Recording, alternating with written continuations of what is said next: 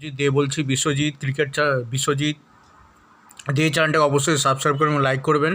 আজকে যে ভিডিওটা বানাচ্ছি সেই ভিডিওটা হচ্ছে যে ভারতের ইন্ডিয়ার যে এত ওভার পপুলেশন হচ্ছে, ঠিক আছে, ইন্ডিয়ার যে ওভার পপুলেশন হচ্ছে এটার জন্য ইন্ডিয়া একটা কাজ করতে পারে।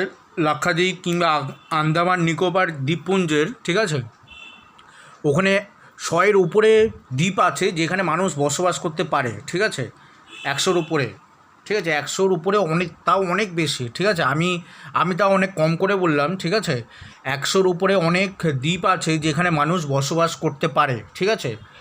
তো ওখানে বিভিন্ন রকম ট্রাইবস আছে।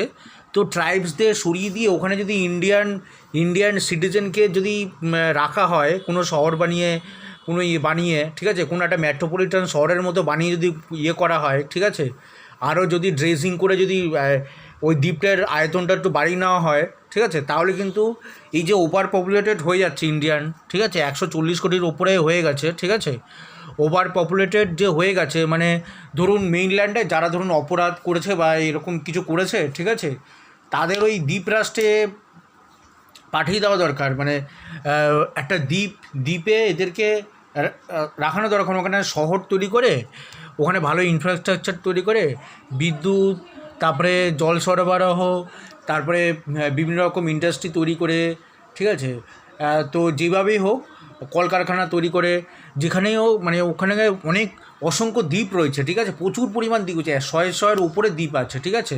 তো ওখানে মানুষকে কিন্তু 2 কোটি মানুষকে কিন্তু ইজিলি রাখা যায়, ঠিক আছে, দু থেকে, কারণ ইন্ডিয়ার যা মানে ইন্ডিয়ার যা ওভার পপুলেটেড হয়ে গেছে, ঠিক আছে, ওখানে আমি বলে দিচ্ছি মিনিমাম 20 কোটি লোককে রাখতে হবে।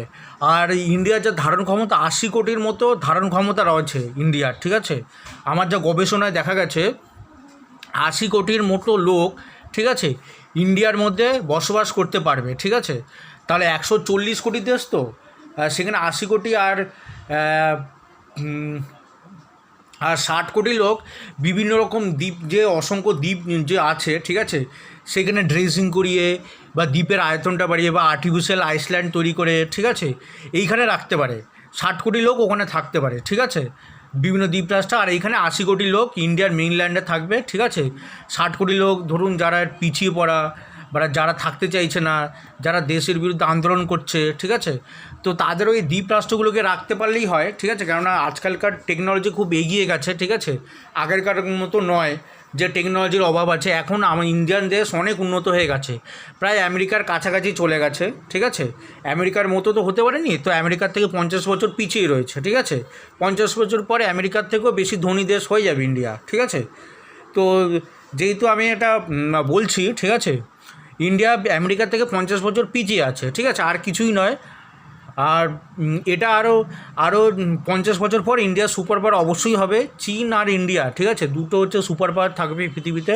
আর বাকি পৃথিবীর বাকি দেশের গ্রোথ রেট অতটা বেশি নয়। ইন্ডিয়ার যা গ্রোথ রেট আছে 6-এর মতো, 6-এর থেকে উপরে ইন্ডিয়ার গ্রোথ রেট আছে, জিডিপি, ঠিক আছে, গ্রোথ রেট ইন্ডিয়ার 6-এর ওপরে রয়েছে।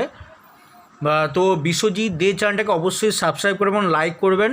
আজকে এই পর্যন্তই। পরবর্তী সময় আমরা অন্যান্য ভিডিও নিয়ে আপনাদের কাছে হাজির হব। ধন্যবাদ।